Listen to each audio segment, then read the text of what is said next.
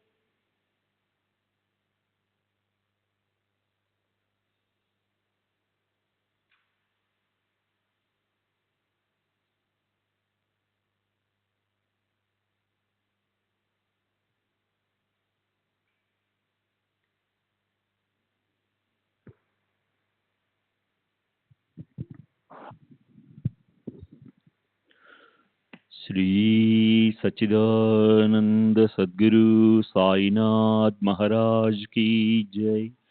सद्गुरु श्री साईनाथ शरद बाबू जी की जय। श्री साईनाथाय नमः। శ్రీ సాయిబాబా సత్యచరిత్ర 7వ అధ్యాయం వివిధ కథల నిరూపణం. ఇప్పుడు ఇంతకు ముందు చెప్పిన కథను అనుసంధానం చేసుకుంటూ దాన్ని మనసులోకి తెచ్చుకుందాం. దేవాలయాల జీర్ణోద్ధరణ అంటే బాబాకి ఎంతో ఇష్టం. ఇతరులకు ఉపకారం చేసే విషయంలో ఆయన ఎంతో కష్టపడేవారు. తమ భక్తులను ఎంతో బాగా చూసుకునేవారు. తమ దేహాన్ని శ్రమ పెట్టుకునేవారు. భక్తుల దుఃఖాన్ని కూడా సహించేవారు. సమాధితో సహా అంటే ఇంద్రియాలను స్వాధీనం చేసుకుని ఆత్మస్వరూపంలో లీనం చేయటం, ఇది యోగాలోని 8వది చివరిది అయిన మెట్టు. సమాధితో సహా దౌతి ఖండయోగం మొదలైన ప్రయోగాలు చేసేవారు. చేతులు పాదాలు తల వేరుగా చేసి తర్వాత వాటిని మునుపటిలాగే కలిపేసేవారు. ఆయన హిందువు అందామా అంటే ఆయన ముస్లింలా కనిపించేవారు. ముస్లిం అని అందామా అంటే చక్కని గుణాలతో యుక్తుడైన హిందువులు ఆగిపించేవారు. అలాంటి ఆ అసాధారణ అవతారాన్ని ఏ విద్వాంసుడు మాత్రం వర్ణించగలడు? బాబా హిందువా లేక ముసల్మాను జాతికి చెందినవారా అనేది కొంచెం కూడా అంతుపట్టని విషయం. ఆయన వ్యవహరించే తీరు ఇరు పక్షాలతోనూ సదా సర్వదా ఒకేలా ఉండేది. హిందువుల శ్రీరామనవమి పండుగను సభా మండపంలో ఊయలు కట్టించి కథా సంకీర్తనలతో సహా స్వయంగా తామే జరిపించేవారు. ఎదురుగా ప్రాంగణంలో ఊయల కట్టబడి ఉండగా రామ సంకీర్తనను చేయించేవారు. అదే రాత్రి ముసల్మానులకు సందళ్ అంటే అరగదీసిన చందనము, వాటి చిన్న చిన్న ముక్కలను ఒక పళ్ళెంలో పెట్టుకుని దాన్ని మేళతాళాలతో గ్రామంలో ఊరేగింపు జరపటం, తరువాత మసీదులో ఉన్న గూడులోనూ గోడ మీద చేతులతో తట్టడం. ఈ ఆచారాన్ని అమీర్ చక్ర్ అనే గొప్ప బాబా భక్తుడు ఉరుసు రోజున ప్రారంభించాడు. అది ఇప్పటికీ కూడా రామనవమి ఉత్సవం నాటి రాత్రి షిర్డీలో జరుగుతుంటుంది. ఉత్సవ ఊరేగింపుకి అనుమతించేవారు.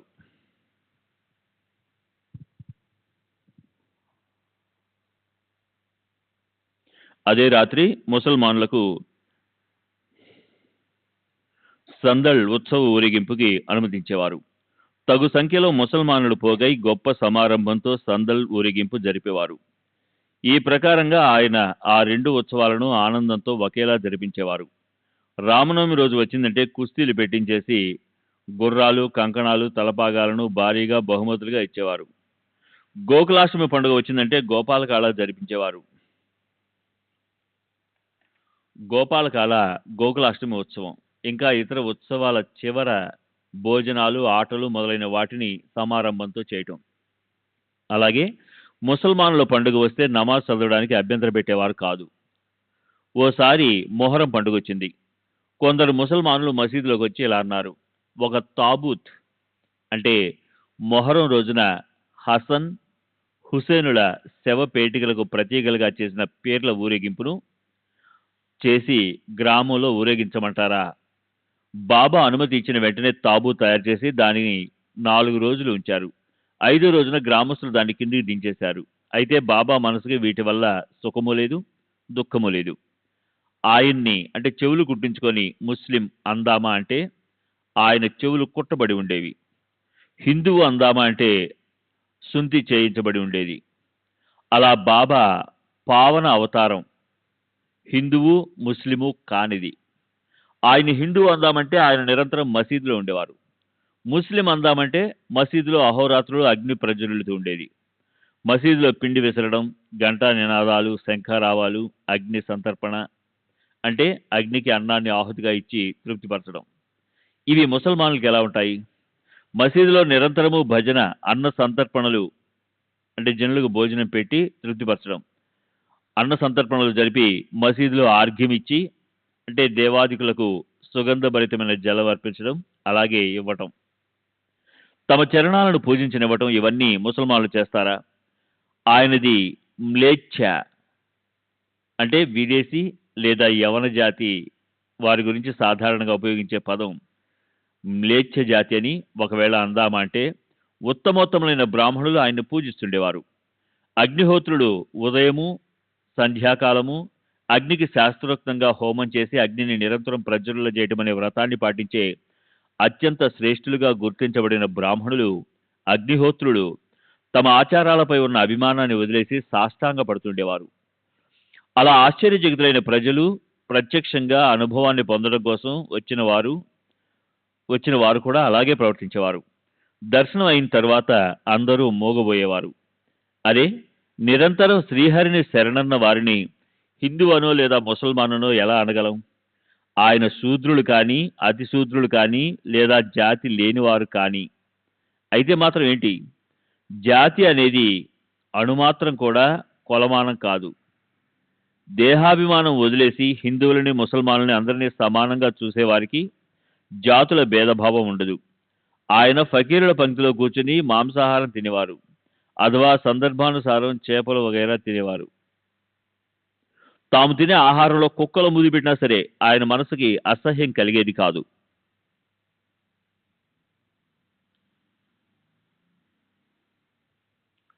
రాబోయే సంవత్సరం ఒకవేళ క్షామం వస్తే తగు మాత్రం ధాన్యం నిల్వ ఉండాలని ప్రస్తుతపు సంవత్సరంలో రైతులు గోనె సంచుల్లో ధాన్యాన్ని నింపి కట్టిపెడతారు.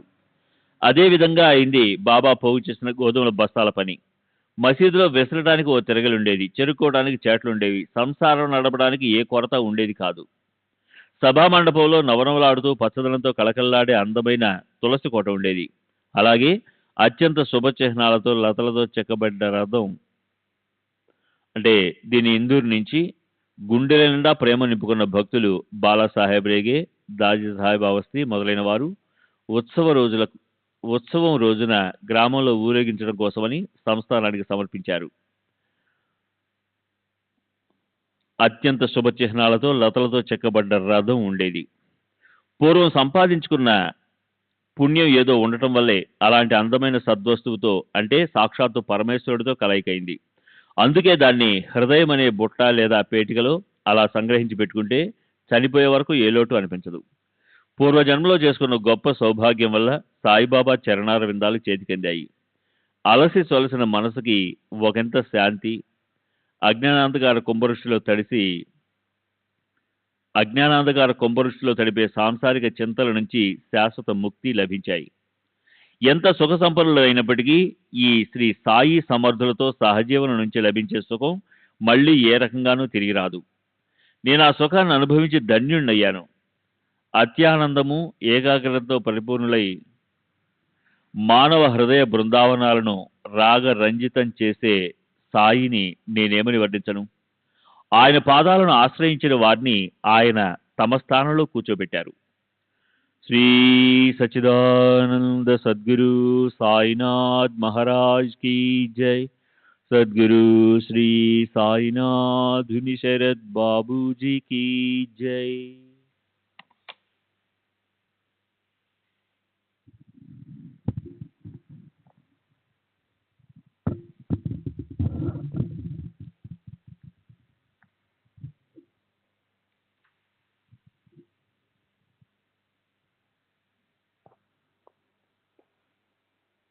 కూర్చోవడం కోసం జింక చర్మాన్ని ఉపయోగించేవారు.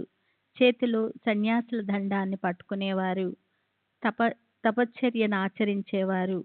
హరిద్వారం ఇత్యాది తీర్థాల్లో ఉండేవారు. భిక్ష చేసి కడుపు నింపుకునే గోసావీలు, వైహేకాన్ని పూర్తిగా త్యజించిన చతుర్థాశ్రమి అంటే సన్యాసులు, సంసార బంధనాలను వదిలేసిన త్యాగులు, ఉదాసి అంటే గోసావిల్లో ఒక పంద లాంటి సర్వులు బాబా వద్దకు వచ్చేవారు. బాబా హాయిగా మాట్లాడుతూ, తిరుగుతూ, నవ్వుతూ ఉండేవారు. ఆయన నాలుకపై నిరంతరము అల్లా మాలిక్ అనే మాటలు నాట్యం చేస్తూ ఉండేవి. ఆయనకి విదండవాదాలు నచ్చేవి కావు. ఆయన వద్ద ఎప్పుడూ సట్కా అంటే బెత్తం ఉండేది. ఆయనకి కఠిన నియమాలను ఆచరించడం అంటే చాలా ఇష్టం. ఆయన శమి అంటే మనోవికారాలు శాంతి చెందినవారు. ధాంతి అంటే తమ జ్ఞానేంద్రియాల కర్మేంద్రియాల మీద ఆధిపత్యం సంపాదించిన వారు. ఆయన వాణి పూర్ణ వేదాంతపు గుంబాళింపుల సౌరభాలు వెదజల్లేది. చివరి వరకు బాబా గురించిన పూర్తి వివరాలు ఎవరికీ అంతుపట్టలేదు. శ్రీమంతుడు కానీ దరిద్రుడు కానీ అందరితోనూ ఆయన ఒకేలా సమానంగా వ్యవహరించేవారు. లక్ష్మీపుత్రుడు కానీ బికారి కానీ ఇద్దరిపై అక్కడ ఒకేలాంటి సమదృష్టి ఉండేది. ప్రతి వారి మంచి చెడు కర్మల, అలాగే వారి మనసుల్లోని మర్మాలు ఆయనకు తెలిసి ఉండేవి. వాటి చిహ్నాలని, అంతరార్థాన్ని చెప్పి ఆయన భక్తులను ఎంతగానో ఆశ్చర్యచకితులను చేసేవారు. ఆయన జ్ఞాననిధి. అయితే అజ్ఞానం అనే వేషం వేసుకునేవారాయన. మాన సన్మానాల కోసం ప్రాకులాడటం అంటే ఆయనకి గొప్ప కష్టంతో కూడుకున్న పని అనిపించేది. సాయిబాబా లక్షణాలు అలా ఉండేవి. మానవ శరీరం అయినప్పటికీ ఆయన పనులు అపూర్వంగా దైవానికి సంబంధించి ఉండేవి. షిరిడీలో అందరికీ ప్రత్యక్షంగా ఈయనే దైవము అన్న భావన ఉండేది. ఏం చమత్కారము బాబాది! పామరునైన నేను దానిని ఎంతని వర్ణించగలను? శిథిలమైన దేవాలయాలను బాబా అపారంగా జీర్ణోద్ధరణ చేయించారు. షిరిడీలో తాత్యా పాటిల్ చేత శని, గణపతి, శివపార్వతులు, మారుతి గ్రామ దేవతల స్థితిని పునరుద్ధరింపజేశారు. భక్తుల నుంచి దక్షిణ నిమిత్తంతో తాము తీసుకునే డబ్బులో కొంత భాగాన్ని ధార్మిక కార్యక్రమాలకు వినియోగించి కొంత డబ్బును తిరిగి భక్తులకే ఇచ్చేసేవారు. బాబా కొందరికి ప్రతిరోజు రూ. 30, కొందరికి 10, 15, 50 ఇలా తమ మనసుకి తోచినట్లు గొప్ప సంతోషంతో పనిచేస్తుండేవారు. అది ధర్మంగా వచ్చిన డబ్బు. దాన్ని పుచ్చుకున్న భక్తులకి కూడా అలాంటి పూర్ణ విశ్వాసం ఉండేది. దాన్ని వాళ్ళు సద్వినియోగం చేయాలనుకునేవారు. బాబాకి కూడా వాళ్ళ డబ్బుని సత్కర్మాలకు వినియోగించాలన్న కోరికే ఉండేది. బాబా దర్శనంతో ఎందరో దృష్టులయ్యారు. ఎందరో దుష్టులు శిష్టులయ్యారు. ఎందరికో కుష్ఠరోగం పోయింది. ఎందరి అభిష్టాలు నెరవేరాయి. అంజనం కానీ ఆకురసాలు కానీ ముట్టుకోకుండానే ఆయన వల్ల ఎందరో అంధులకి కంటి చూపు వచ్చింది. ఎందరో కుంటి వాళ్ళకి బాబా పాదాలను ఆశ్రయించగానే నడక వచ్చింది. బాబా మహిమ అద్భుతము. అది ఎవ్వరికీ అంతుపట్టనిది. ఆయన దర్శనం కోసం అపరిమితంగా అన్ని చోట్ల నుంచి అసంఖ్యాకంగా యాత్రికులు రాసాగారు. అక్కడే దుని సమీపంలోని ఆయన మలమూత్ర విసర్జన చేసేవారు. బాబా ఒక్కోసారి స్నానం చేసేవారు, ఒక్కోసారి చేసేవారు కాదు. బాబా నిరంతరము ధ్యానస్థులై ఉండేవారు. బాబా వస్త్రధారణ మొదట్లో తలకి మంచి ధవళవర్ణపు తలపాగా, నడుముకి తెల్లటి తోవతి, ఒంటికి చొక్కా, అంతే. ప్రారంభంలో సాయిబాబా గ్రామంలో వైద్యం కూడా చేసేవారు. మళ్ళీ మళ్ళీ పరీక్షించి మరీ మందు ఇచ్చేవారు. ఆయన హస్తవాసి చాలా మంచిదవడంతో ఆయన గొప్ప వైద్యులని ప్రసిద్ధి చెందారు. ఒకసారి ఒక భక్తుడు కళ్ళు వాచి ఎర్రవారాయి. కనుగుడ్లు అగ్నిగోళాల్లా అయ్యాయి. షిర్డీలో వైద్యులు దొరకలేదు. భక్తుడు అమాయకుడు భావార్థి తన కళ్ళని బాబాకు చూపించాడతను. వెంటనే బాబా జీడిగింజలు నూరి ముద్దను తయారు చేశారు. అలాంటి కళ్ళ నొప్పికి కొందరు ఒక పుల్లతో సురమా పెడతారు. కొందరు ఆవు పాలతో తడిపిన బట్టని లేదా దూదిని కళ్ళపై పెడతారు. కొందరు చల్లని కర్పూరము బిళ్ళలు పెడతారు. కొందరు అంజనం అంటే కాటుక పెడతారు. అయితే బాబా పద్ధతి వేరుగా ఉండేది. ఆయన స్వయంగా తమ చేత్తో జీడిగింజలు నూరి ఒక్కో ముద్ద తీసుకొని ఒక్కో కంట్లో బాగా నింపి పెట్టారు. దానిపై బట్టతో కట్టు కట్టారు. మర్నాడు కళ్ళకున్న కట్టు విప్పి పైన నీటిని ధారగా పోశారు. కళ్ళ వాపంతా పూర్తిగా తగ్గిపోయి కనురెప్పలు స్వచ్ఛంగా అయ్యాయి. కళ్ళు సున్నితమైన భాగం. అయితే జీడిగింజలు కనుపాపలు అసలు మండవే లేదు. జీడిగింజలతో కంటి రోగం పలాయనం చిత్తగించింది. బాబాతో ఇలాంటి అనుభవాలు కోకొల్లలు. బాబాకు దౌతి వంటి యోగ ప్రక్రియలు తెలిసి ఉండేవి. లోకల్ దృష్టిని తప్పించుకొని ఆయన ఏకాంత స్థలానికి వెళ్ళి స్నానం చేసేటప్పుడు తమ ప్రేగులను కక్కి బయటికి తీసి కడిగి ఆరబెట్టేవారు. మసీదు నుంచి బావి ఎంత దూరంలో ఉందో అంతే దూరంలో కొంచెం ముందర ఒక మర్రి చెట్టు ఉండేది. దానికి కూడా అవతల మరో బావి ఉండేది. అక్కడికి 2 రోజులకోసారి బాబా వెళ్తుండేవారు. మిట్ట మధ్యాహ్నం మండుటెండల్లో అక్కడ ఎవరూ లేని సమయం చూసి బాబా స్వయంగా బావి నుంచి నీరు తోడి మొహము అది కడుక్కునేవారు. సరే, అలాంటి ఓ సందర్భంలో ఆయన స్నానం చేసి కూర్చొని గబగబా తమ ప్రేగులను తీసి అక్కడ వాటిని కడగసాగారు.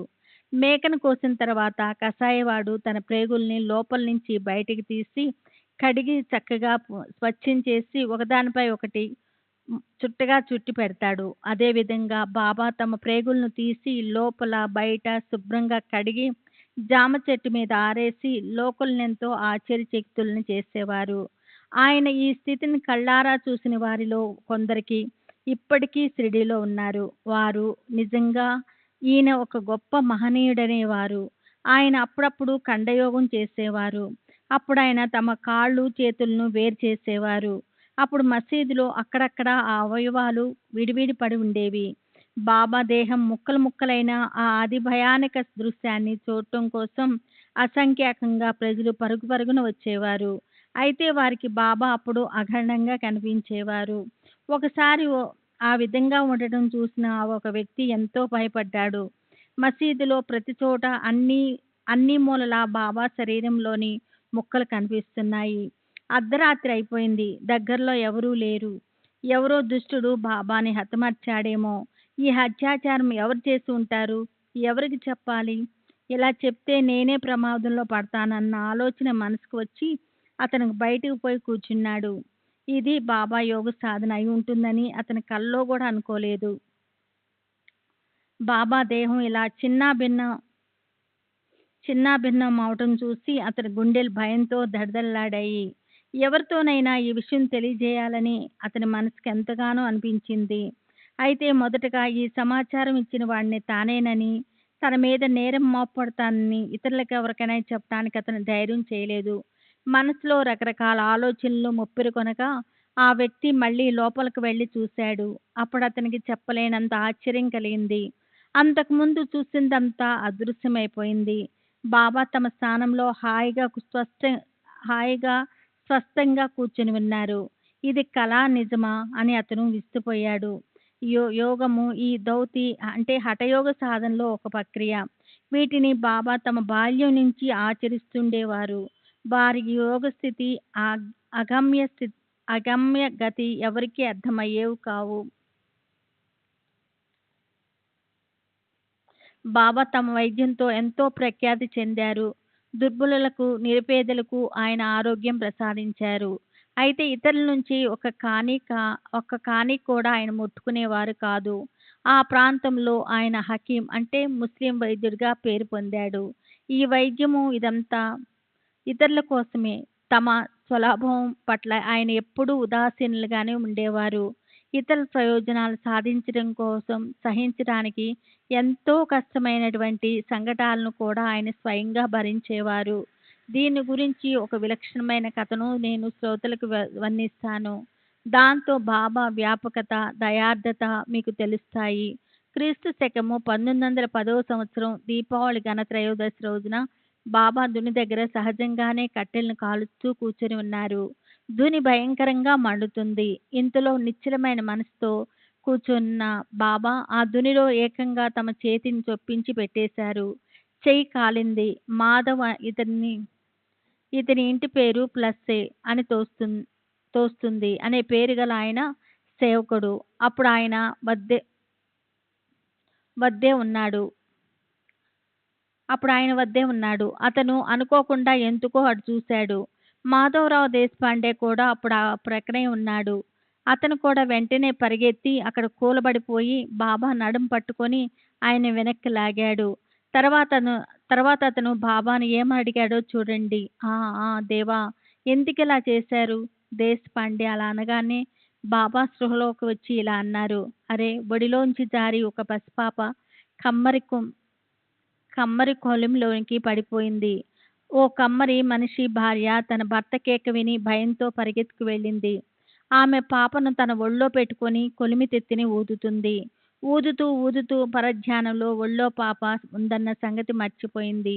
ఆ పాప ఎంతో అల్లరి పిల్ల. అక్కడి నుంచి జారి కొలిమిలో పడిపోయింది. వెంటనే ఆ పాపను నేను లేవనెత్తాను. ఆ పాపను లాగటానికి నేను పోవటం వల్ల ఇలా అయింది. నా చెయ్యి కాలినా పర్వాలేదు. పాప ప్రాణం తక్కిందంతే చాలు. శ్రీ సచ్చిదానంద సద్గురు సాయినాథ్ మహారాజ్ की जय. सद्गुरु श्री साईनाथुनि शरद बाबूजी. శ్రీ సచ్చిదానంద సద్గురు సాయినాథ్ మహారాజ్ की जय. సద్గురు శ్రీ సాయినాథుని శరత్ బాబూజీకి జై. ఇప్పుడు చేతి బాధ తగ్గేందుకు ఎవరి నుంచి ఏ ఉపాయం చేయాలా అని మాధవరావు చాందోర్కర్కి వివరంగా ఓ ఉత్తరం రాశాడు. వెంటనే చాందోర్కర్ ముంబైలో ప్రసిద్ధి చెందిన పరమానంద అనే డాక్టర్ని తీసుకొని షిరిడి వచ్చాడు. కాలిన గాయాన్ని తగ్గించగల అనేక రకాల ఔషధాలను తీసుకొని డాక్టర్ పరమానందను నానాసాహెబ్ సాయిబాబా చరణాల వద్దకు తీసుకువచ్చాడు. బాబాకి నమస్కారం చేసి కుశల ప్రశ్నలు వేశాడు.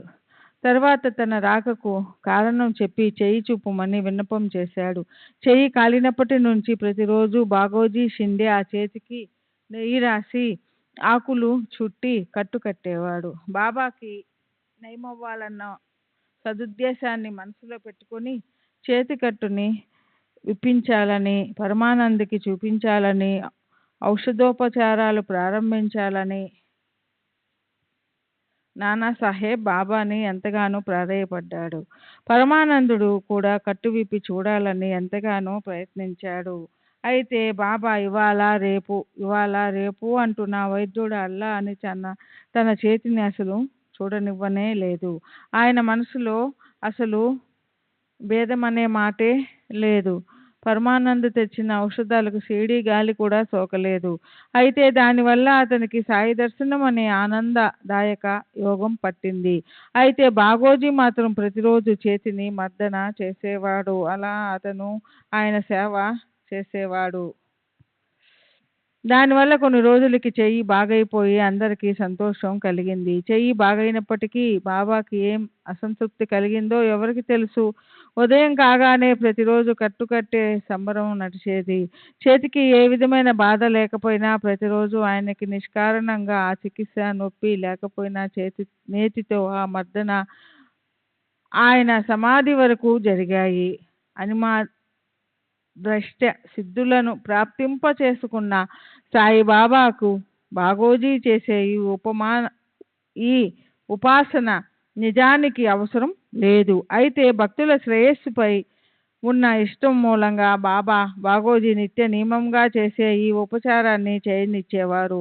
పూర్వజన్మలో చేసుకున్న మహాపాపం వల్ల కుష్ఠులాంటి భయంకర రోగమనే దుఃఖాన్ని బాగోజీ అనుభవించవలసి వచ్చింది. అయితే అతని ఎంతటి అదృష్టం అంటే అతనికి బాబాతో కలిసి సహజీవనం చేసే యోగం పట్టింది. బాబా లెండి బాగుకి బయలుదేరితే బాగోజీ ఆయనకి ఛత్రధారి అయ్యేవాడు.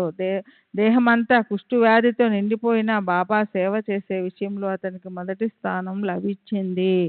ప్రతిరోజు ఉదయాన్నే లేచి బాబా దుని పక్కన స్తంభానికి ఆనుకొని విశ్రాంతిగా కూర్చున్నప్పుడు బాగోజీ సేవ చేయడం కోసం హాజరయ్యేవాడు.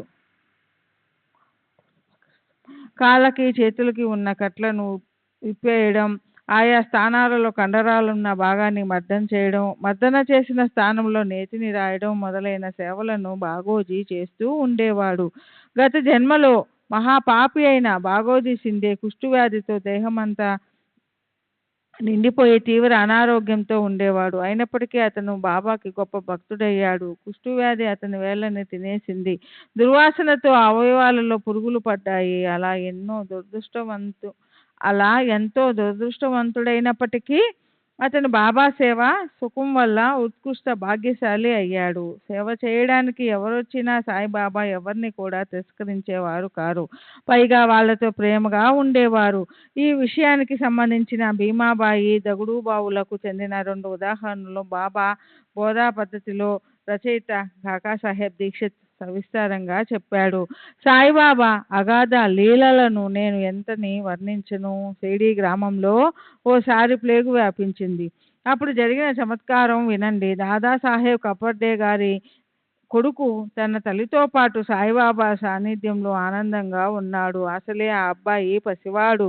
అతనికి ఒళ్ళు పేలిపోయేలా జ్వరం వచ్చింది. తల్లి హృదయం తల్లడిల్లింది. ఆమె మనసు వికలమైపోయింది. వాళ్ళు ఊరు అమరావతి. అక్కడికి తిరిగి వెళ్ళిపోవాలనిపించింది ఆమె మనసుకి. ఆ రోజు సంధ్యా సమయంలో బాబా నుండి అనుమతి తీసుకోవాలని మసీదుకి వచ్చింది. సాయంకాలపు వ్యాహాలను ముగించి బాబా వాడా వద్దకు వచ్చినప్పుడు ఆమె బాబా దగ్గరికి వెళ్ళి ఆయన పాదాలు పట్టుకుంది. జరిగిన విషయమంతా నివేదించింది. అసలే స్త్రీలకు కంగారు ఎక్కువ. అందులోనూ పిల్లవాడికి వచ్చిన తీవ్రమైన వణుకు పెరుగుతుందే గాని తగ్గటం లేదు. ప్లేగు గురించిన భీతి పెరిగింది కనుక జరిగిన విషయమంతా ఆమె పదే బాబాకి వివరంగా చెప్పసాగింది. దానికి సమాధానంగా బాబా మధుర మంజుల నాదంతో ఆమెతో ఇలా అన్నారు. ఆకాశంలో మబ్బు తెరలు కమ్ముకున్నాయి. వర్షం కురిసి పంటలు పండుతాయి. మబ్బులు తొలగిపోతాయి. భయమెందుకు అంటూ ఆయన తమ కఫ్నీని నడుం వరకు పైకెత్తి నిగనిగలాడుతూ లేచిన తాజా బొబ్బలను అందరికీ చూపించారు. కోడిగుడ్డు ప్రమాణంలో 4 పక్కల లేచాయి. బాబా అన్నారు, ఇలా చూడు, నీ కోసం నేను సంఘటాన్ని అనుభవించవలసి వచ్చింది. బాబా చేసిన దివ్యము అలౌకికమైన ఆ కృత్యం చూసి జనులు ఆశ్చర్యచకితులైనారు. తమ భక్తుల కోసం మహాత్ములు భయంకర దుఃఖాన్నెలా అనుభవిస్తారో చూడండి. వారి హృదయం మైనం కన్నా మృదువుగా ఉంటుంది. అంతెందుకు, లోపల బయట అది వెన్నే. భక్తుల మీద ఆయనకుండే ప్రేమ నిస్వార్థంగా ఉంటుంది. భక్తులే ఆయన బంధువులు. ఓసారి అలాగే జరిగింది. నానాసాహెబ్ చందోర్కర్ నందూర్బార్ నుంచి పండరీపురానికి బయలుదేరారు. నానాసాహెబ్ గొప్ప అదృష్టవంతుడు. అతను సాయికి చేసిన అనన్య సేవ ఫలించింది. అతనికి భూలోక వైకుంఠం అంటే శ్రీ విష్ణువు నివాస స్థానం ప్రాప్తించింది. అక్కడ అతను రెవెన్యూ అధికారిగా నియమించబడ్డాడు. నందూర్బారు ఉత్తరువు రాగానే వెంటనే ఉద్యోగంలో చేరాలని హడావుడిగా అక్కడికి వెళ్ళిపోయేందుకు సిద్ధమైనాడు. మనసులో అతనికి విఠోబా దర్శనం చేసుకోవాలని ఉంది. సకుటుంబ సపరివారంగా షిరిడీకి పోవాలన్న ఆలోచన కలిగింది. షిరిడీయే మొదటి పండరిపురం. అక్కడికి వెళ్ళి బాబాకు నమస్కారం చేయాలి. అతను తన రాక గురించి ఎవరికీ ఉత్తరం రాయలేదు, కబురు కూడా చేయలేదు. సామానంతా సర్దుకొని హడావుడిగా అందరూ బండిలో కూర్చున్నారు. అలా నానాసాహెబ్ బయలుదేరిన సంగతి షిరిడీలో ఎవరికీ తెలియదు. అయితే బాబాకి ఇదంతా తెలుసు. ఆయన దృష్టి సర్వత్రా వ్యాపించి ఉంటుంది కదా. నానాసాహెబ్ సత్వరం బయలుదేరాడు. అతను నింగం పొలిమేరకి వచ్చేసరికి షిరిడీలో జరిగిన గొప్ప చమత్కారం వినండి. బాబా మసీదులో మహల్సాపతి, అప్పా షిండే, కాశీరాం షింపే మొదలైన భక్తులతో ముచ్చటిస్తూ కూర్చొని ఉన్నారు. ఇంతలో బాబా ఇలా అన్నారు, మన నలుగురము భజన చేద్దాం. పండరీ ద్వారాలు తెరుచుకున్నాయి. మనం ఆనందంగా భజన చేద్దాం. సాయిబాబాకి 3 కాలాల గురించిన సంపూర్ణ జ్ఞానం ఉండేది. నానాసాహెబ్ పండరిపురానికి వెళ్ళడానికి బయలుదేరిన వార్త ఆయనకి తెలుసు. నానాసాహెబ్ గ్రామ పొలిమేరలోని శివ అనే కాలువ దగ్గరికి వస్తూ ఉండగానే బాబాకి ఆనందంగా భజన చేయాలన్న కోరిక కలిగింది. పురాల జాయేచా జాయేచా తిదేంచ్ మజలా రాహేంచా గర్తే మాజా రాయేంచా. తాత్పర్యం, పండరిపురానికి పోవాలి, అక్కడే నేను ఉండిపోవాలి. అదే నా ప్రభువుని నివాస స్థలం. బాబా స్వయంగా భజన చేయసాగారు. దగ్గరే కూర్చున్న భక్తులు వారిని అనుకరిస్తూ వంత పాడారు. పండరి ప్రేమలో అందరూ లీనమయ్యారు. ఇంతలో నానాసాహెబ్ వచ్చాడు. అతను తన కుటుంబ సభ్యులతో సహా ఆయన పాదాలు సృహించి ఇలా అన్నాడు, మహారాజ్ ఇప్పుడు మాతో పాటు పండరిపురానికి రావాలి. అక్కడ హాయిగా నిశ్చింతగా ఉండాలి. అలా విన్నపం చేయవలసిన అవసరమే లేదు నిజానికి.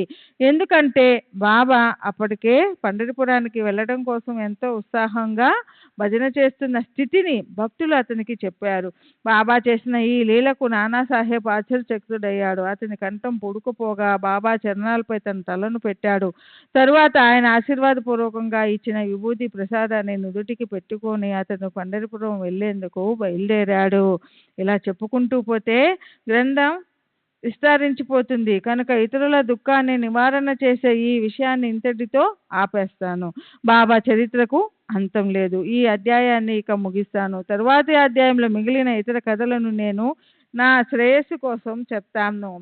ఈ నేను అనే అహం వృత్తిని మనసులో నుంచి తీసేద్దామన్నా పోవటం లేదు. ఈ నేను అనేది ఎవరో నిశ్చయంగా తెలియటం లేదు. సాయిబాబాయే స్వయంగా తమ చరిత్రను చెప్తారు. మానవ జన్మ మహత్యాన్ని చెప్తారు. తమ భిక్ష పద్ధతిని వర్ణిస్తారు. బాయాజాబాయి భక్తిని, తమ భోజన కౌతికాన్ని కూడా చెప్తారు.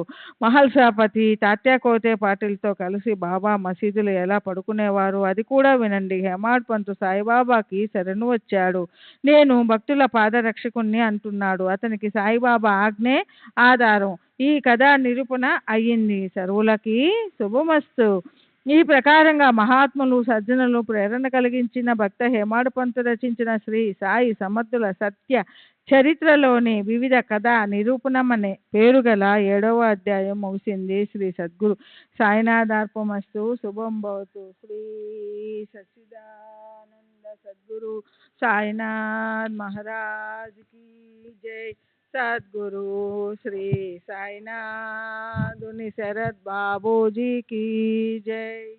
श्री सच्चिदानंद सद्गुरु साईनाथ महाराज की जय. सद्गुरु श्री साईनाथ शरद बाबूजी की जय. 8వ అధ్యాయము నరజన్మ మహిమ భిక్షాన్న సేవనము భాయిజాబాయి భక్తి వర్ణన, అలాగే తాత్యా మహల్సాపతి మసీదు శయనం, నరజన్మ నరజన్మ మహిమ, బాబా భిక్ష చేసి తినడం, బైజాబాయికున్న భక్తిని వర్ణించడం, తాచా కోతే పాటిల్ మహల్సాపతులు బాబాతో పాటు మసీదులో నిద్రించటం. శ్రీ గణేశునికి నమస్కారము, శ్రీ సరస్వతీదేవికి నమస్కారము, శ్రీ గురు మహారాజ్కి నమస్కారము, శ్రీ కులదేవతకి నమస్కారము, శ్రీ సీతారామచంద్రులకి నమస్కారము, శ్రీ సద్గురు సాయినాథునికి నమస్కారము. మూల గ్రంథంలో ఈ అధ్యాయానికి చివర అధ్యాయంలోని విషయమని చెప్తూ శ్రీ సాయి సమర్థావతరణము అని చెప్పబడినది. అయితే ఈ అధ్యాయంలో శ్రీ సాయిబాబా ఈ జగత్తులో ప్రకటమవడం గురించి ఏమీ వ్రాయలేదు. ఆ సంగతి గడిచిన 4 అధ్యాయాలలో వచ్చి వెళ్ళిపోయింది. ఆ అధ్యాయం చివర దాన్ని హేమాడ్ పంతు దర్శింపజేశారు. ఇక్కడ ఆయన మళ్ళీ పొరపాటున దర్శింపజేసి ఉండొచ్చు. అందుకే నేను నా అభిప్రాయం ప్రకారం పై విషయం లిఖించాను. గడిచిన అధ్యాయంలో చెప్పింది ఏమిటంటే, సాయిబాబా ఎలా హిందువయ్యారు లేక ఎలా ముస్లిం అయ్యారు.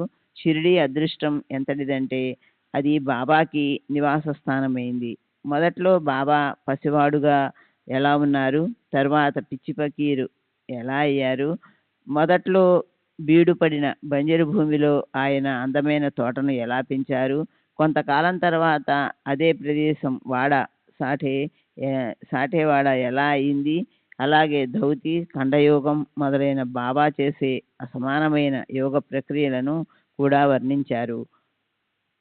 తమ దేహాన్ని శ్రమపెట్టి భక్తుల దుఃఖాన్ని బాబా ఎలా సహించేవారో కూడా చెప్పబడింది. సాయినాథులు భక్తరక్షకులు, ఆయన్ని నేనెంతని వర్ణించను. ఇప్పుడు నరజన్మ గొప్పతనం, సాయిబాబా భిక్షా పద్ధతి గురించిన వర్ణన, భాయిజాబాయి మహాత్ములను సేవించే పద్ధతి, ఆశ్చర్యాన్ని గొలిపే బాబా భోజనం చేసే తీరు, అలాగే తాత్యా కోటే పాటిల్, బాబా మహల్సాపతి వీళ్ళు ముగ్గురు మసీదులో నిద్రించే పద్ధతి, బాబా రహతాలో ఉండే కుశాల్ చంద్ మార్వాడి ఇంటికి పోతూ ఉండడం గురించి కూడా వినండి. ఉదయాస్తమానాలు ప్రతిరోజు అవుతాయి. ఏళ్లకు ఏళ్ళు అలాగే గడిచిపోతుంటాయి. ఆయుష్లో సగం నిద్రలో గడిచిపోతుంది. మిగిలినది కూడా హాయిగా అనుభవించడానికి వీలుండదు. బాల్యంలో ఆటల మీద దృష్టి, యవ్వనంలో తారుణ్య స్త్రీల పట్ల అనురక్తితో ఆసక్తితో పెట్టే పరుగులు, వృద్ధాప్యంలో అశక్తతోనూ రోగాలతోనూ నిరంతరం దిగుళ్ళుతూ ఉంటుంది. మానవ జన్మ పుట్టి పుష్టిగా పెరగడం, ఉచ్ఛ్వాస నిశ్వాసలు తీసుకుంటూ ఉండడం, అనేక సంవత్సరాలు జీవించడం, వీటితో జన్మ సార్థకమైందని అనగలమా? పరమాత్మని ప్రాప్తింపజేసుకోవడమే మానవ జన్మకి ముఖ్య కర్తవ్యం. లేకపోతే జీవితమంతా కడుపు నింపుకునే కుక్కలు, పందులు మొదలైన వాటికి మనకి తేడా ఏముంది?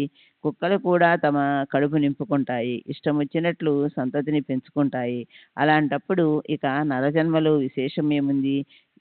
ఇద్దరి మనుష్యయోగిని, పశుయోగిని ఇద్దరి అవస్థ ఒకేలాగా ఉంటుంది.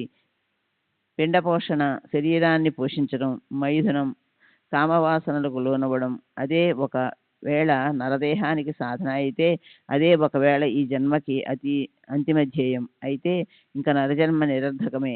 ఆహార నిద్రాది చతుష్టయం, తినడం, త్రాగటం, నిద్రించటం, మైథునం, భయం అనే 4 రకాలతోనే ఈ ఒకవేళ ఆయుష్ ఖర్చయిపోతే కుక్కలకి మానవులకి తేడా ఏముంటుంది? ఆలోచించి దాని గురించి నిర్ణయించండి. అదే ఒకవేళ నరదేహానికి సార్థకత అయితే తరు జన్మలో మాత్రం ఏ న్యూన్యత ఉంది? వృక్షాధిక జన్మలకు రావడంలో ఏం అల్పత్వం ఉంది? కొలిమి తిత్తి ఇనుప పని చేసేవాడు గాలిని ఊది బట్టీని వెలిగించే ఒక పనిముట్టు ఉచ్ఛ్వాస నిశ్వాసలు తీస్తుంది. కుక్కలు కూడా శరీరాన్ని పోషించుకుంటాయి. మానవ ప్రాణులు ముక్తులు, స్వతంత్రులు. వారికి ఎలాంటి భయమూ ఉండదు. వారికి తాము శాశ్వతులు, అవినాశులు అన్న జ్ఞానం ఉంటుంది. అలా ఉండటమే ఈ జన్మకు సాఫల్యం. నేనెక్కడి నుంచి వచ్చాను, నేనెవరిని, మానవ జన్మకు కారణమేమిటి? వీటన్నిటి మర్మాన్ని తెలుసుకున్న వారే తెలివైన వారు. ఇది తప్ప మిగిలినదంతా వృధా శ్రమ. నందాదీపం దైవం ముందు హోరాత్రులు వెలిగించి పెట్టిన దీపం. జ్యోతిని వెలిగించినప్పటి నుంచి అది ఆరిపోయే వరకు ఒకేలా కనిపిస్తుంది. అయితే అది అనుక్షణం వేరువేరుగా ఉంటుంది. అలాగే ఉంటుంది మన దేహస్థితి కూడా. బాల్య యవన వృద్ధాప్యాలు లోకానికి చక్కగా కనిపిస్తాయి. అయితే అవి ఎవరికి ఎప్పటికీ అవగాహన కందవు. అవి స్వాభావికంగా వస్తాయి, పోతాయి. జ్యోతి కనిపించిన క్షణంలోనే నశిస్తుంది. అలా దాని స్థితిలో నిరంతరం మార్పు జరుగుతుంటుంది.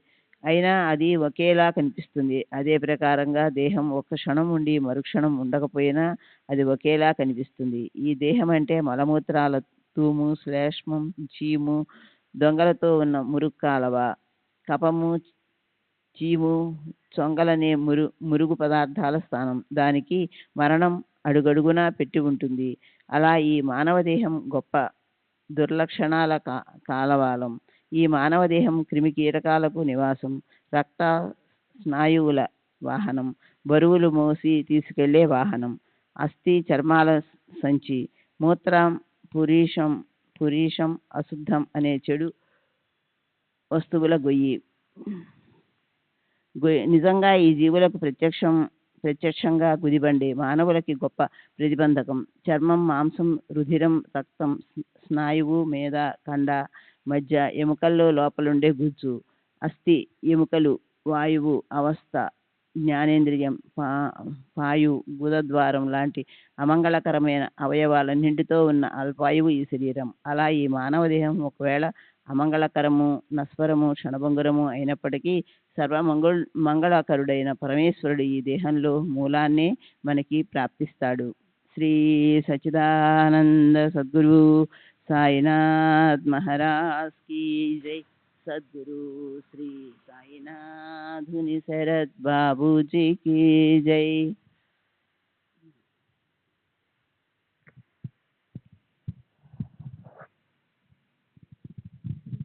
सच्चिदानंद सद्गुरु साईनाथ महाराज की जय. सद्गुरु श्री साईनाथ शरత్ బాబూజీ की जय.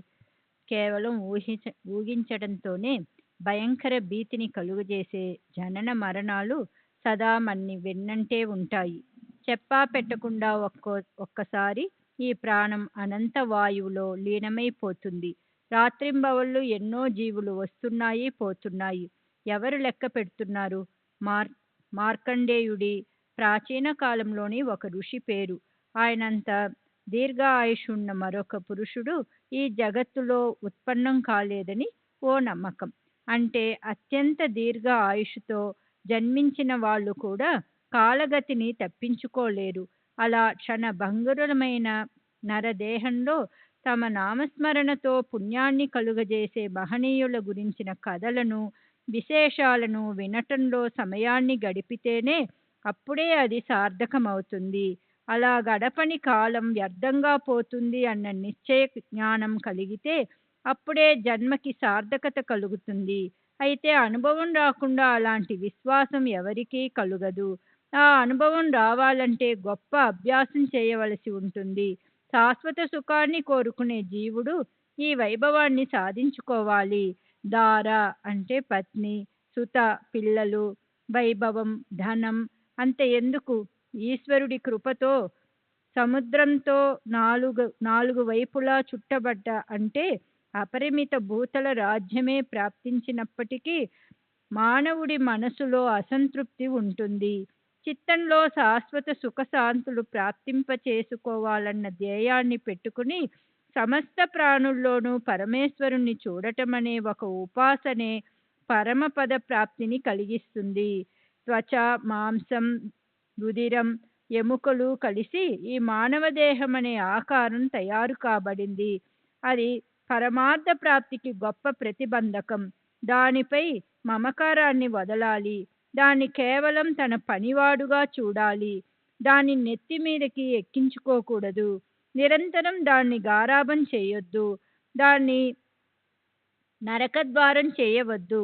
అది జీవించి ఉండటానికి కావలసినంతగానే దానికి ఆహారము, వస్త్రాలు, ఆలన, పాలన చేసి జనన మరణాలు తప్పించుకోవటానికి ఆధ్యాత్మిక ఉన్నతికి తీసుకురావాలి. దీనిలో జనన మరణాల్లాంటి గొప్ప అరిష్టాలు ఉంటాయి. ఇది ప్రతి క్షణము వినాశనం వైపు మొగ్గు చూపుతుంది. నిరంతరం దుఃఖాన్ని కలిగించే మానవ జన్మలోని క్షణిక సుఖాల వల్ల ప్రయోజనమేమిటి? మెరుపు చూడండి, ఇప్పుడు ఉంటుంది, మరుక్షణం పోతుంది. సాగరం మీది అలలు క్షణం పాటు ఉంటాయి. అలాగే ఈ శారీరక సుఖం క్షణికం. కనుక మనం దాని గురించి వివేచన చేయాలి. దేహము, ఇల్లు, సంతతి, భార్య, జనులు అంతా నశించిపోయే వారేనని తెలుసుకోరు. తల్లిదండ్రులను భుజం మీద మోసి కూడా మానవులు స్వయంగా తాము అలా వెళ్ళవలసిన వారిమేనని తెలుసుకోరు. చనిపోయిన వారి వెనుక చక్కగా చనిపోతుంటారు. జనన మరణ చక్రంలో తిరుగుతూ ఉంటారు. అయినా దాన్ని ఏ మార్గంతో నిరోధించాలి అన్న దాని గురించి క్షణమాత్రమైనా ఆలోచించరు. నిత్యము కుటుంబాన్ని పెంచుకుంటూ ఆయుష్ తీరిపోతుంది. కాలం ఆయుషుని గణించటం, లెక్క పెట్టడంలో నిమగ్నమై ఉంటుంది. తన కర్తవ్యాన్నది విస్మరించదు. ఆఖరి గడియ వచ్చింది అంటే అది ఒక్క క్షణం కూడా ఆగదు. చేపలు పట్టే జాలరి తన వలను విసిరినట్లు అలా కాలం తన వల విసురుతుంది. వల్లోని జీవులు గిలగిల్లాడుతూ తల్లడిల్లిపోతూ మృత్యుముఖంలో పడతారు. ఎంతో అదృష్టం వల్ల గత జన్మల్లో సంతరించుకున్న కోట్లాది పుణ్యాల వల్ల ఈ మానవ జన్మ ప్రాప్తించింది. కనుక ఈ యోగ్యమైన అవకాశాన్ని ఉపయోగించుకుని మన ధ్యేయాన్ని సాధించుకోవాలి. భగీరథునిలా సూర్యవంశంలోని నగరరాజుకి మునిమనముడు కఠిన తపస్సు చేసి స్వర్గం నుంచి పృథ్వీ వరకు, తరువాత పాతాళం వరకు గంగను రప్పించాడు. గొప్ప ప్రయత్నం చేసినా కూడా ఈ మానవ జన్మ ప్రాప్తించదు. కేవలం అదృష్టం వల్లే ఆయోచితంగా లభించింది. కనుక దాన్ని వ్యర్థంగా మట్టిలో కలపద్దు. మరు జన్మలో చేద్దాంలే అంటే ఒకసారి అది చేజారిపోయాక మళ్ళీ ఖచ్చితంగా ఇలాంటి జన్మే లభిస్తుందని అనుకోవడం మూర్ఖత్వమే. తమ కర్మల మూలంగా శరీరధారణ చేయటం కోసం ఎందరో పాపాత్ములు పురుషుల ప్రేతస్సులో లేదా వీర్యంతో కలిసి స్త్రీ జననేంద్రియంలో వచ్చి పడతారు. ఎందరో వారికన్నా అల్పమైన జంగమ వర్గంలో తిరగగల పశు, పక్షి, జలచర వగైరా యోనుల్లో జన్మించి తమ కర్మానుసారం స్థావర దశను, తిరుగులేని వృక్ష, లత వగైరా యోనులను ప్రాప్తింప చేసుకుంటారు. వారికి ప్రాప్తించిన జ్ఞానం కొద్దీ వారి కర్మాచరణను బట్టి వాటిని అనుసరించి వారికి శరీరం ప్రాప్తించటం అనే యోగం పడుతుంటుంది అని శృతి. శ్రీ సచ్చిదానంద సద్గురు సాయినాథ్ మహారాజ్ కీ జై. సద్గురు శ్రీ సాయినాథుని శరత్ బాబూజీ కీ జై. శ్రీ సచ్చిదానంద సద్గురు సాయినాథ్ మహారాజ్ की जय. సద్గురు శ్రీ సాయినాథుని శరత్ బాబూజీ की जय. యథా ప్రజ్ఞం హి సంభవ. తమ జ్ఞానాన్ని అంటే ఆకలింపు చేసుకునే శక్తిని అనుసరించి జన్మ ప్రాప్తిస్తుంది అని వేదమాత ఎంతో కరుణ లొలుకుతూ చెప్పింది. తమ తమ విజ్ఞానాన్ని బట్టే జీవులకు జన్మ ప్రాప్తిస్తుంది. ఈశ్వరలీల మన ఊహలకు అతీతంగా ఉంటుంది. దాన్ని సంపూర్ణ జ్ఞానం ప్రాప్తింప చేసుకోవటం అశక్యం.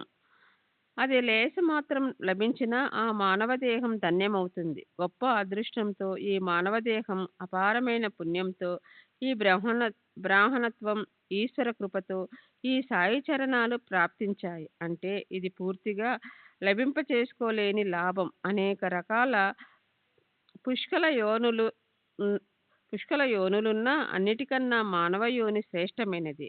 మనం ఎక్కడి నుంచి వచ్చాము, మనల్ని ఎవరు ఉత్పన్నం చేశారు అన్న ఈ రకమైన విచారణ మానవ యోనితోనే సాధ్యమవుతుంది. ఇతర యోనులకి ఇది తెలియదు. అవి ఎలా ఉత్పన్నమవుతాయో అలాగే నశిస్తాయి. తమ మునుపటి అవస్థ, రాబోయే అవస్థ లేదా వర్తమాన అవస్థ, అలాగే ఈశ్వరుని అస్తిత్వం గురించి వాటికి తెలియదు. కనుక వివేక వైరాగ్యాలను స్వీకరించి మానవుడు తన భజన చేస్తాడని ఈ నరదేహాన్ని నిర్మించి ఈశ్వరుడు ఆనందముక్తుడయ్యాడు. నాశవంతమైన దేహాన్ని కలిగిన నరుడు మోక్షప్రాప్తి కోసం వ్రత వైకల్యాలు, మంత్రతంత్రాలు, దాన ధర్మాలు ఇత్యాది సాధనలు చేస్తే అప్పుడు అతను అవినాశి నారాయణుడవుతాడు. మోక్షప్రాప్తికి సాధన అయిన నరదేహం లాంటి వస్తువు ఈ సృష్టిలో మరోటి లేదు. గారడివాడు గొప్ప చతురుడు. అతను అజ్ఞానుల ఎదుట తన ఆటను ప్రదర్శించడు.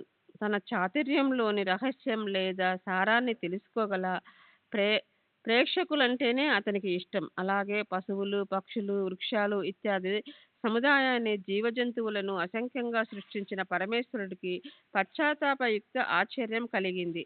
శ్రీ సచ్చిదానంద సద్గురు సాయినాథ్ మహారాజ్ కి జై.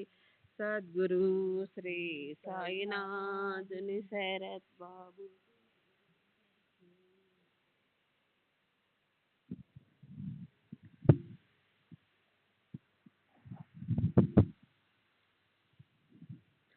శ్రీ సచ్చిదానంద సద్గురు సాయినాథ్ మహారాజ్ की జై.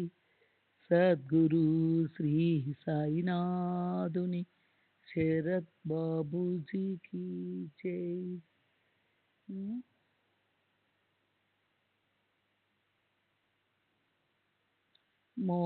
మోక్షము ప్రాప్తికి సాధన అయిన నరదేహం లాంటి వస్తువు ఈ సృష్టిలో మరొకటి లేదు.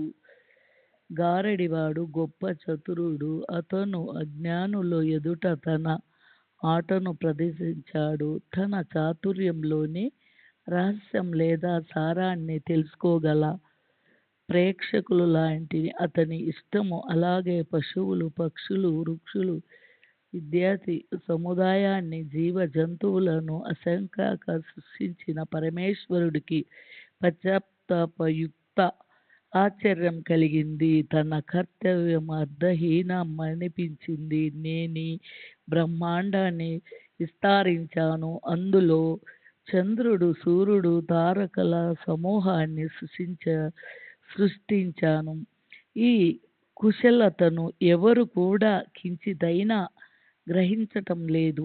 ఈ సమస్త జగత్తుని జగదీశ్వరునినైన నేను ఏ కారణంతో సృష్టించానో దాని గురించిన నిశ్చయపూర్వకమైన జ్ఞానం ఏ ప్రాణికి లేదు.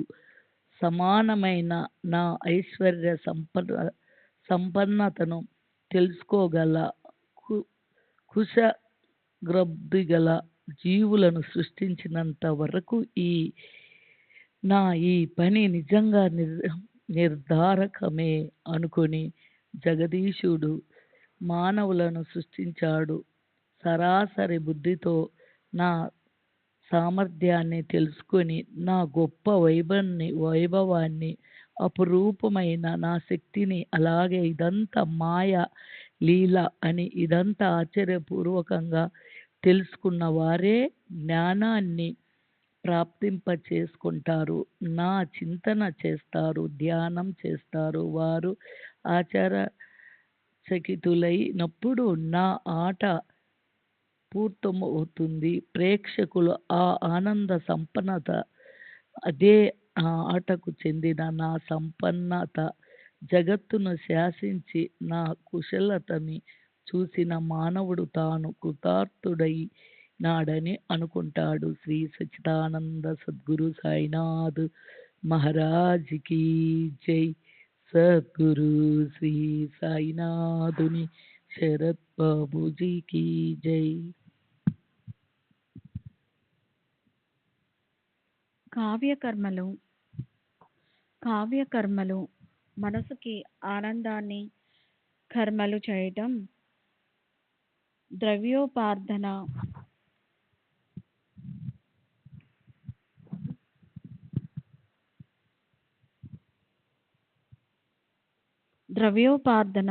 డబ్బు సంపాదించడం, దానికోసమే శరీరాన్ని పోషించటం ఇది కాదు కావాల్సింది.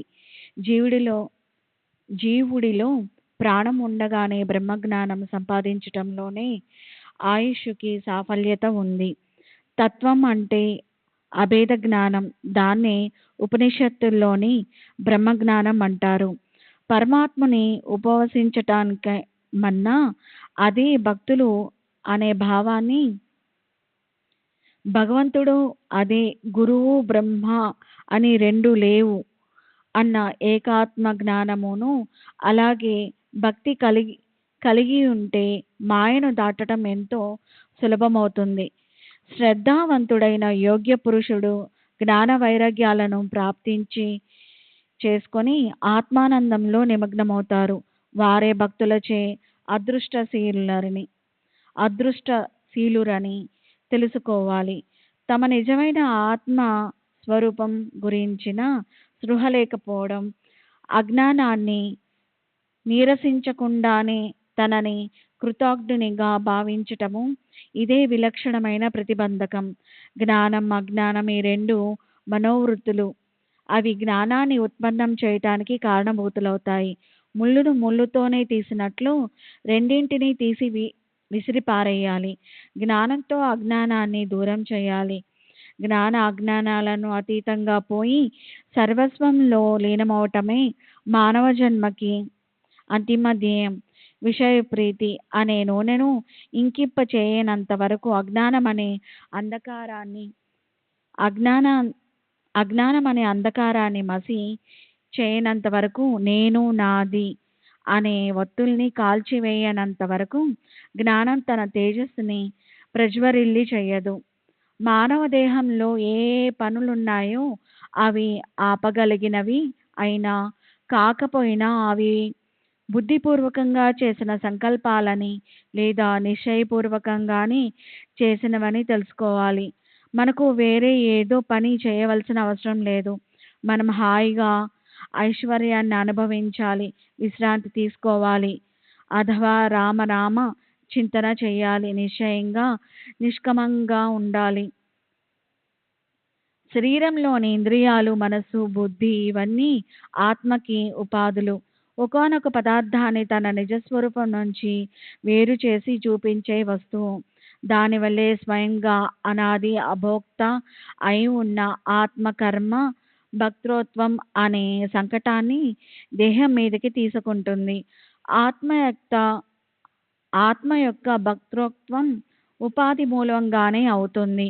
స్వాభావికంగా అది అభోక్త అయి ఉంటుంది. దానికోసం న్యాయశాస్త్రం అన్వయ వ్యతిరేకతలకు అస్తిత్వం చూపించి, అభావం చూపించి ప్రతిపాదించే రుజువులను ఇచ్చింది. అది చూడండి. ఆ ఆత్మరహస్యాన్ని తెలుసుకొని తనకు ప్రాప్తించిన కర్మలను బుద్ధికి సమర్పించి, పనులను మనసు చేతికి ఇచ్చే స్వయంగా తానే ఏ కర్మ చేయాలన్నట్లుండాలి. తన వర్ణాశ్రమ కర్తవ్యాన్ని అనుసరించి విధులన్నీ నిర్వర్తించాలి. నిరంతరం ఆత్మ అంటే ఏమిటో, అనాత్మ అంటే ఏమిటో విచారణ చేస్తూ ఉండాలి. అదే నరదేహానికి అంతిమ సాధన. ఆత్మ స్వరూపంలో రమిస్తూ ఉంటే సుఖం లభిస్తుంది. 4 పురుషార్థాలు సాధించటానికి నరదేహం తప్ప మరో సాధన లేదు. అభ్యాసం చేయటంలో తత్పరులై ఉండే మానవుడికి శ్రీ విష్ణు పదవి ప్రాప్తిస్తుంది. కనుక దేహం పడిపోవనంత వరకు ఆత్మజ్ఞాన ప్రాప్తి ప్రయత్నం చేయాలి.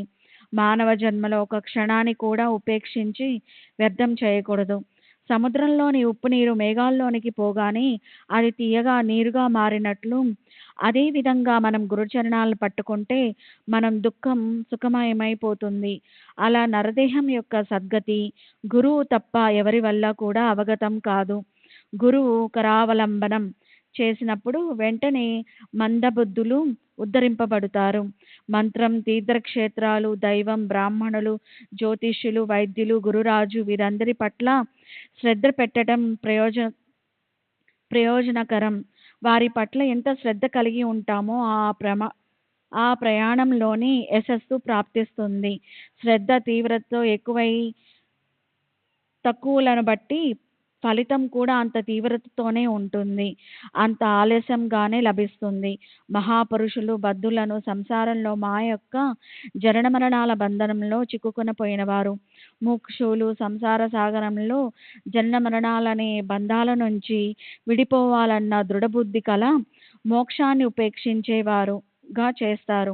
ముముక్షువులను ముక్తులుగా చేస్తారు. స్వతహాగా అవ్యక్తంగా ఉండే మహనీయుల వ్యక్తమవుతారు. పరోపకారం కోసమే వారి పని చేస్తారు. వ్యాఖ్యానాలు చేసినా లేదా పురాణాలు లభించినా కానీ ఆ పనిని సత్పురుషులు తమ కేవలం ఆచరణతోనే సహజ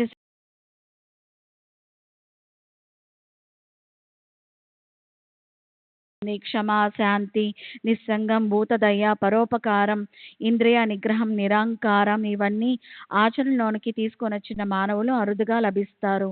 శ్రీ సచ్చిదానంద సద్గురు సాయినాథ్ మహారాజ్.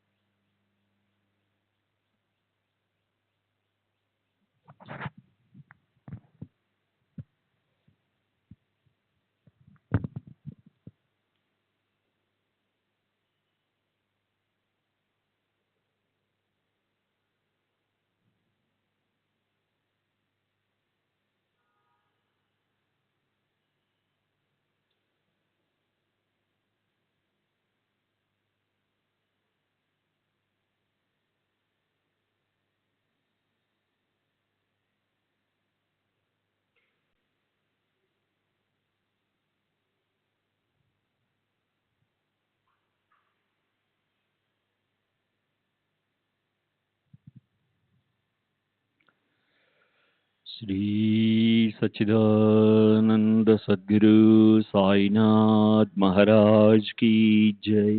सद्गुरु श्री साईनाथ शरद बाबू जी की जय। साई रहम नजर करना, बच्चों का पालन करना। साई रहम नजर करना, बच्चों का पालन करना। जाना तुमने जगत पसार, सब ही झूठ जमाना। जाना तुमने जगत पसार, सब ही झूठ जमाना। साई रहम नजर करना, बच्चों का पालन करना। साई रहम नजर करना, बच्चों का पालन करना। मैं अंधा हूँ बंदा आपका, मुझसे पथ दिखलाना। मैं अंधा हूँ बंदा आपका, मुझसे पथ दिखलाना। साई रहम नजर करना, बच्चों का पालन करना। साई रहम नजर करना, बच्चों का पालन करना। दासगणों कहे अब क्या बोलूं, थक गई मेरी रसना। दासगणों कहे अब क्या बोलूं, थक गई मेरी रसना, साई रहम नजर करना, बच्चों का पालन करना, साई रहम नजर करना, बच्चों का पालन करना, रहमो नजर करो अब मोरे साई, बिना नहीं मुझे माँ बाप बाई, रहमो नजर करो मैं अंधा हूँ बंदा तुम्हारा, मैं अंधा हूँ बंदा तुम्हारा, मैं ना जानू मैं ना जानू मैं ना जानू अल्लाह इलाही, रहमो नजर करो रहमो नजर करो अब मोरे साई, तुम बिना नहीं मुझे माँ बाप बाई, रहमो नजर करो काली जमाना मैंने गमाया, काली जमाना मैंने गमाया, साथी आखिर का साथी आखिर का साथी आखिर का, तुम बिना कोई, रहमो नजर करो